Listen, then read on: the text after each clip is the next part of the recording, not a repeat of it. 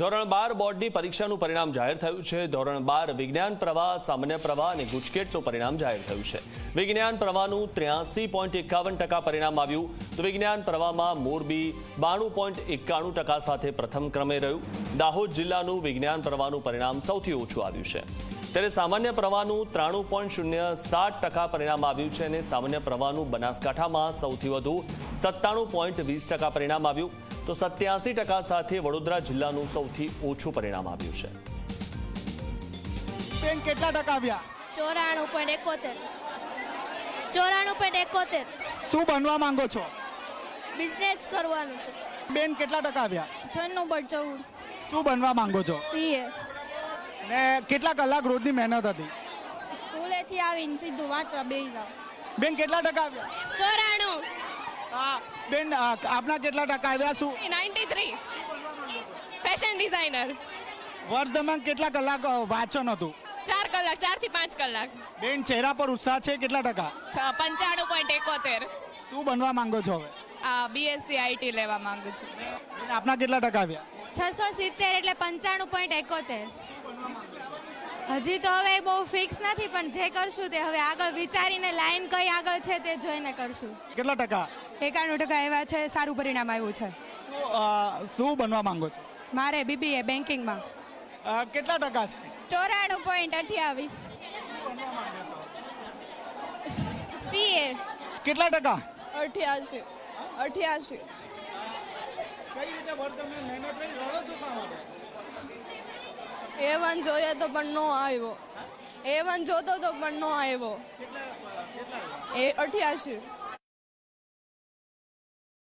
ધોરણ 12ના જે પરિણામ જાહેર થયા છે ને ધાર્મિક અથિરિયા છે કે તેમને 99.99 PR સાથે ફર્સ્ટ છે તે આવ્યા છે। તેમના પરિવારની અંદર એક ખુશીનો માહોલ છે તે ચોક્કસથી જોવા મળી રહ્યો છે। ધાર્મી સાથે આપણે વાત કરવાનો પ્રયાસ કરીશું। ધાર્મી, કેવી તૈયારીઓ કરી હતી ને શું પરિણામ આવ્યું છે? હવે શું અભ્યાસ કરવા માંગી રહ્યા? અમને સ્કૂલવાળાએ સારી મહેનત કરાવી છે। અમે આખો દિવસ મહેનત કરી છે, સ્ટેપ બેકમાં કરીને વાંચ્યું છે અમે, એટલે સારું રિઝલ્ટ આવ્યું છે। 99.99 PR છે। ધાર્મી, તમારા ફાધર કોરોનામાં એક્સપાયર થઈ ગયા, શું તેમની શું અપેક્ષા હતી? તમે શું અભ્યાસ કરશો આગળ? અમે મેનેજમેન્ટમાં અભ્યાસ કરીશ આગળ, BBA। બેન, જે રીતના પરિણામો આવ્યા છે, પરિણામો જોતા શું લાગી રહ્યું છે તમને? અને તમારા અત્યારે પરિવારનું ગુજરાન કોના તરફથી ચલાવવામાં આવે છે? કેવી રીતના ચલાવો? મારા મોટા પપ્પા તરફથી ચલાવવામાં આવે છે। શું કામ ધંધો? ખેતી કરે છે। ખેડૂતની દીકરી છે ધાર્મી અને તેનું પરિવાર છે તે ખૂબ જ ખેતી કરી અને પોતાનું ગુજરાન છે તે ચલાવે છે। તેમના માતા આપણી સાથે, તેમની બેન, પરિવારની કેવી પરિસ્થિતિ? દીકરીને ભણાવી છે, 12મા ધોરણમાં 99.99 PR લાવી, કેવી ખુશી તમને? બહુ ખુશી છે, 99.99 આવ્યા છે। બેન, કોરોનાના સમયમાં એના પિતા નું અવસાન થયું અને ખાસ કરીને જે પરિસ્થિતિમાંથી તમે નીકળ્યા છો, કેવી પરિસ્થિતિ હતી? દીકરીને કેવી રીતના ભણાવી છે? એટલે ભાઈજીએ ધ્યાન રાખ્યું એટલે ભણાવી દીકરીને આગળ। મોટા પપ્પા એના એમના પપ્પાનું અવસાન થયું ત્યારે કેવી પરિસ્થિતિ હતી ઘરમાં? અમે પરિસ્થિતિ તો ખેતી ઉપર જ છે।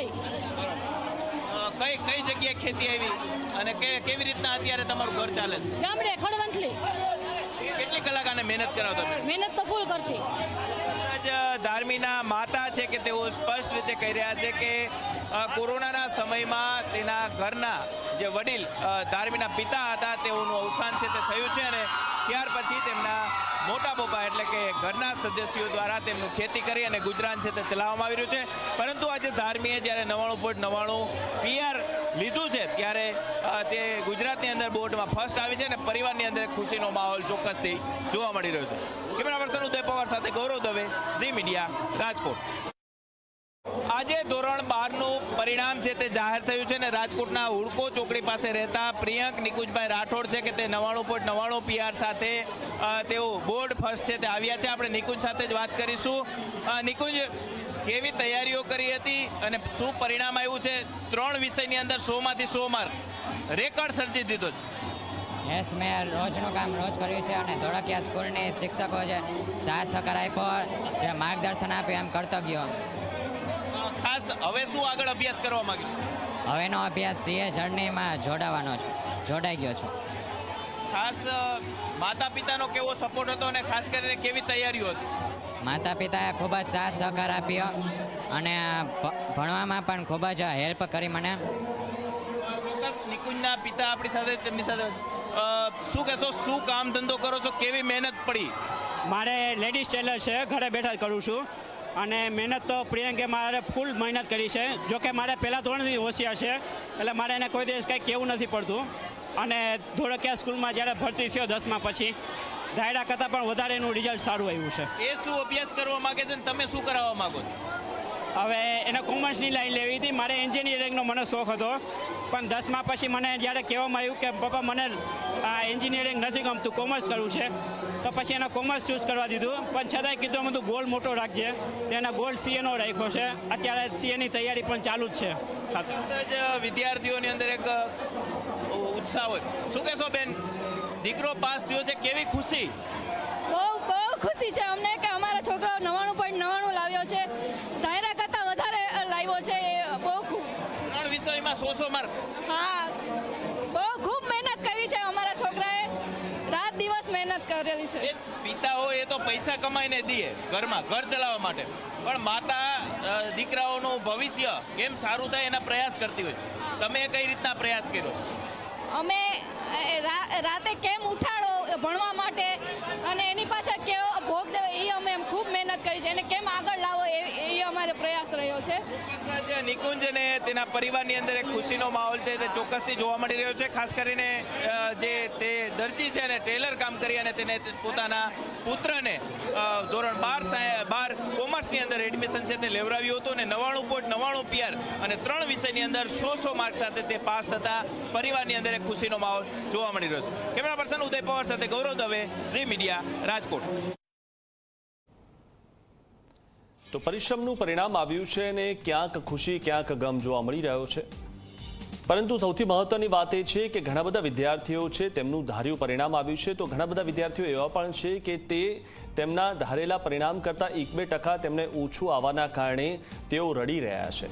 પરંતુ સૌથી મહત્વની વાત એ છે કે 10મા કે 12મા ધોરણની જે પરીક્ષા છે તે છેલ્લી પરીક્ષા હોતી નથી, કારણ કે જીવનમાં અનેક પરીક્ષાઓ આવતી હોય છે અને ઘણા બધા જે વિદ્યાર્થીઓ છે તે 10મા 12માની પરીક્ષામાં હારી જતા હોય છે, પરંતુ તે હાર નથી માનવાની હોતી અને તેનાથી આગળ વધવાનું હોય છે. જે પણ વિદ્યાર્થીઓને ઓછા માર્ક્સ આવ્યા હશે અથવા તો એવા પણ ઘણા બધા વિદ્યાર્થીઓ હશે કે જે લોકો સક્સેસ નહીં થયા હોય, પરંતુ જિંદગીમાં તેમના માટેનું જે સક્સેસ છે તે આગળ લખાયેલું હોય છે. એટલે કે કોઈ પણ વાતે પાછળ પડવું નહીં અને આગળનો સમય સારો જ હોવાનો છે તે વાતે આગળ વધવું જોઈએ, કારણ કે દરેક પ્રયત્નનું ફળ મળતું હોય છે. પ્રયત્નોનું ફળ આ વખતે ન મળ્યું હોય તો આગલી વખતે મળશે. ગુજકેટમાં 97.97 અને બોર્ડમાં 94 PR. ECE કરવા માંગુ છું. ધોળકિયાવાળાએ ખૂબ સારી તૈયારી કરાવી હતી. આ મેઇન્સમાં બહુ હેલ્પ કરી હતી. મેઇન્સમાં તો ખૂબ એ લોકોનો ફાળો 90% હતો, 10% મારા પેરેન્ટ્સનો હતો, જેણે મને ડિસ્ટ્રેક્ટ ના થવા દીધું. મારી સાથે અત્યારે ઉર્વી રાઠી ઉપસ્થિત છે. ઉર્વી એ છોકરી છે કે જેની વિઝિબિલિટી ઘણી ઓછી છે, પરંતુ તેમ છતાં તેણે ખૂબ સારો સ્કોર કર્યો છે. એની સાથે વાતચીત કરીશું, એને પૂછીશું. ઉર્વી, ખૂબ ખૂબ અભિનંદન પહેલાં તો તમને. Thank you so much. અચ્છા, ઘણો બધો સંઘર્ષ રહ્યો હશે, કારણ કે જોવામાં તકલીફ, કેટલી તકલીફ થાય છે જોવામાં? અત્યારે હું લખી કે વાંચી નથી શકતી.